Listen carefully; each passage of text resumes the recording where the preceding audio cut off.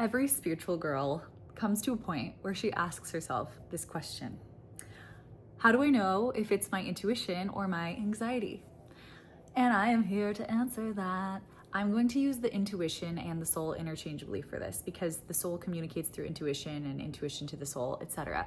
So really it's one and the same. They're all divine. They're all creating the same message for you, and it's up to us whether or not we trust it. Although I do understand there's that bleed. It's like, wait, if I'm really anxious, what happens is fear takes over the driver's seat. If you guys have ever seen the kids movie Inside Out, my boyfriend showed me that when I was feeling pretty anxious over the summer when I freaked out. You can watch a video on that. And basically, I thought my anxiety was my intuition. And I got really, really, really confused, and we've all been there. That's okay. Okay. So what happens in the movie for the kids, this is a kids movie, but it's so brilliant, is anxiety/fear will get in the driver's seat when normally our default is joy. And that's true.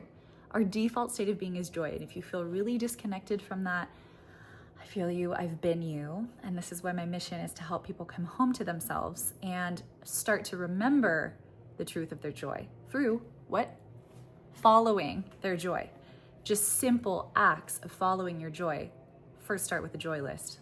That's first and foremost. Okay, now coming back to this, if fear or anxiety, interchangeably, we're gonna use it for this, is in the driver's seat, then of course we're gonna lose connection to our divinity, to our intuition, to our soul. And I've said this before, but our soul needs safety. It's always there, but our connection to it, our portal to it, is not going to be embodied, is not going to be present, because we're gonna shift into survival and go full throttle caveman, human, just to make sure that we keep this vessel contained and alive. It's very wise. So we lose sight of the safety. So the very first thing to do when you're feeling confused about anxiety or intuition is regulate, ground, breathe. Stand on raw earth, barefoot, take some deep breaths. Maybe just take some deep breaths if you can't go outside. Put a hand on your heart, a hand on your belly so you can feel your body and your safety, and scan your surroundings and make sure that you can verify you are not in imminent danger. That means life on the line for real. And once you confirm that, and a good way to confirm that not only through the breath, but also to make sure that you can see the four walls around you, the ceiling, the floor, you can feel your body and the contact points between you and the surface beneath it. You can let your shoulders fall away from the ears. Very gently see if you can deepen the breaths into your belly. If that feels like too much, just continue to make note of some of the sounds in the space and anything you see. Maybe even any smells. You may already feel a little quieter, a little more grounded, a little more zen. And that is so helpful because now you can stay here a little. And then I really recommend purging via journal in some way.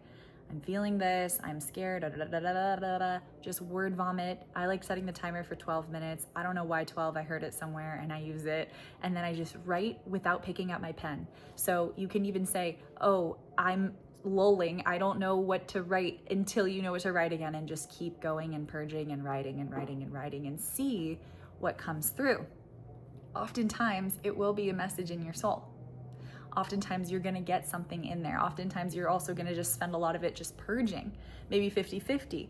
I always notice that there's like a shift when it feels almost like I'm channeling something rather than just vomiting the stuff.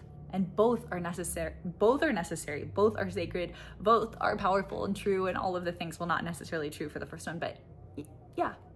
So these are practical ways to get back into the soul, into your safety. And I really, really want you to feel like, and also tapping on the chest really helps me. Once you've secured safety, then you can decipher, is this message something that I've gotten before, time and time again, like a deeper yearning that's calm? Or is it an urgent, chaotic, scrambling sort of fear energy? because they are two different energies. And I've heard people say it a lot of different ways. Like the soul speaks in just like pencil, lowercase letters, maybe cursive. And then anxiety is like nails at a chalkboard, like ferocious chalk writing all over the board, or like Sharpie and scribbles. It's so different. And once you really understand the texture, that helps.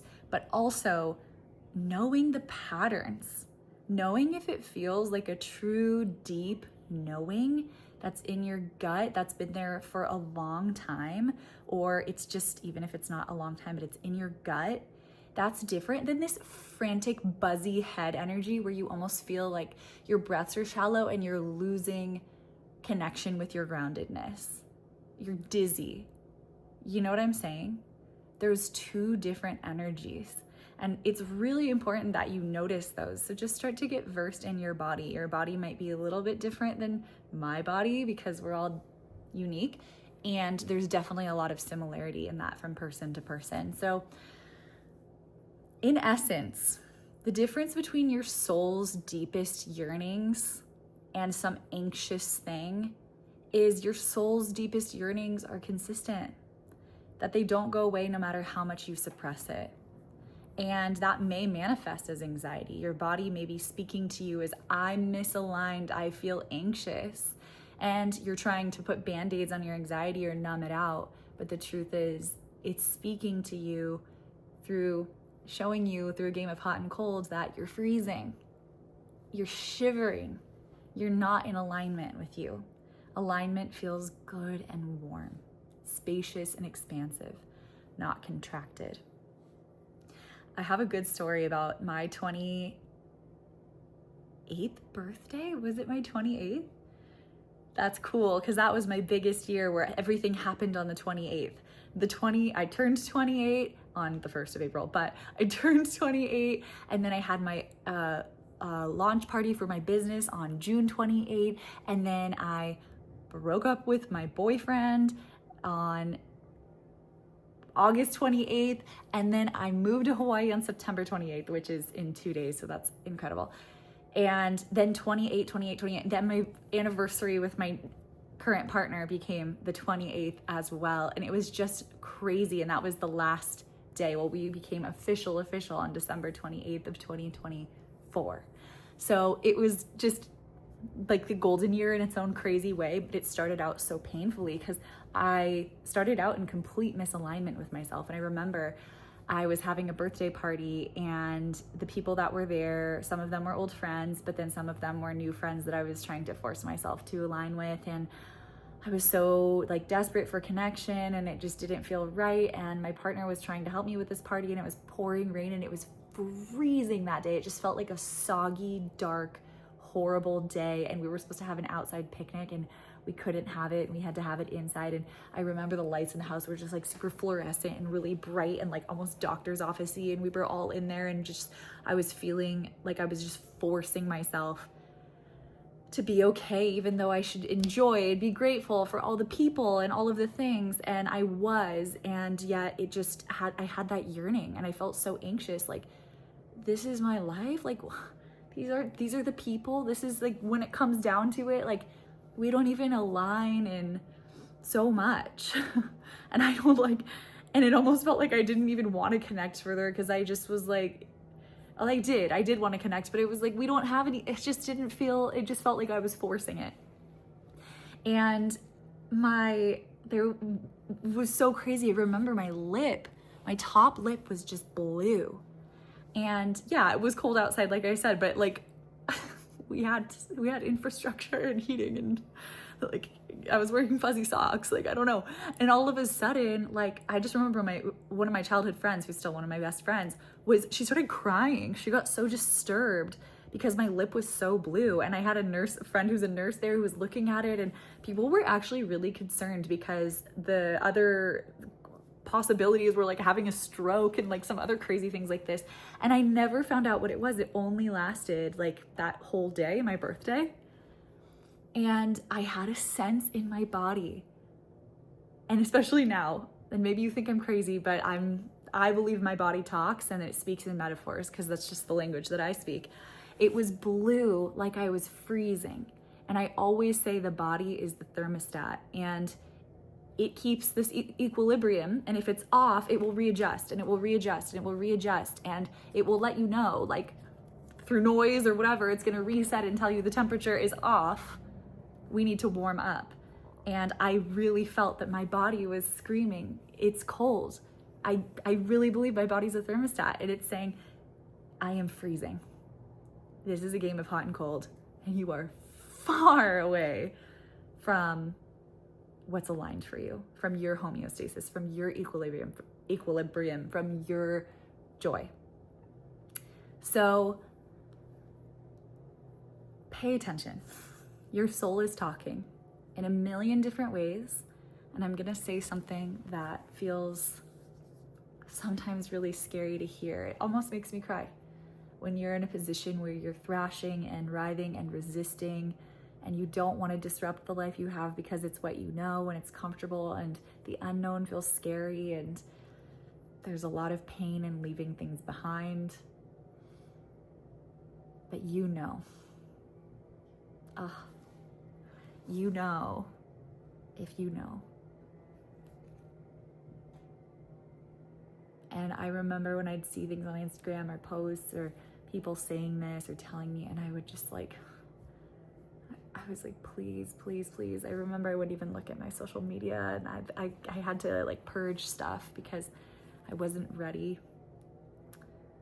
And so I always kind of feel bad being that voice now for people. But on the other side, life is magical.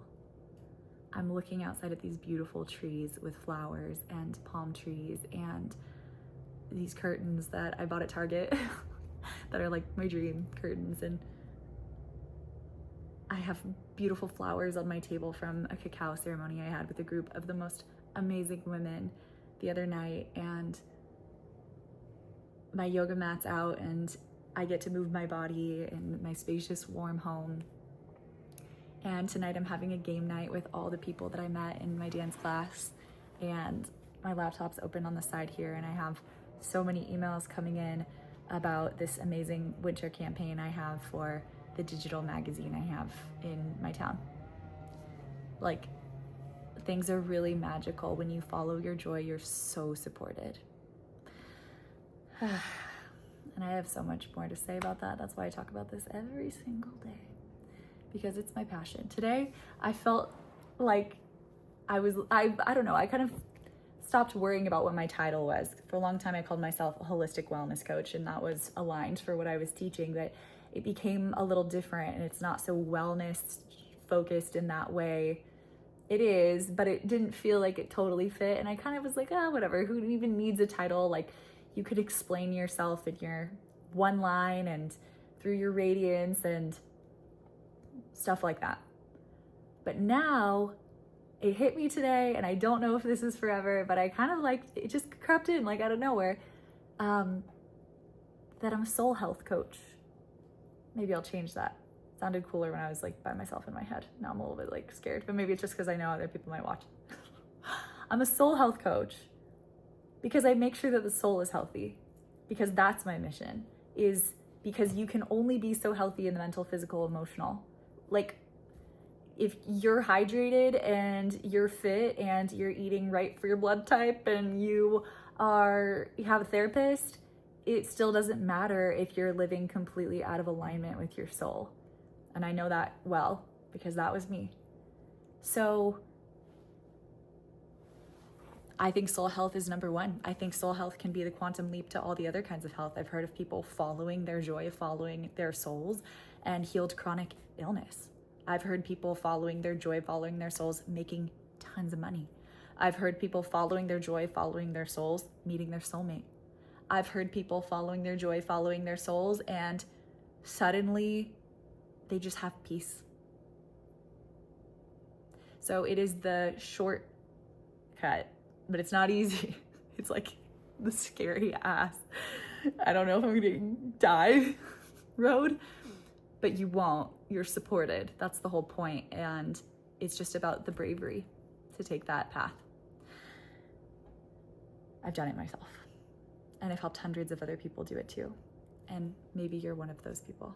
So yeah, let me know if this resonates. Let me know if you've made that leap in your life. Let me know where you are in your journey. I'm actually so curious to know, because when I'm sitting here in my living room talking to the void, I'm like, I don't know, but I know some of you are here with me and I want to know who you are. So share your story with me below if you're here, and I celebrate you wherever you are, because your soul is whole and perfect, and you've got this. Like, you have got this.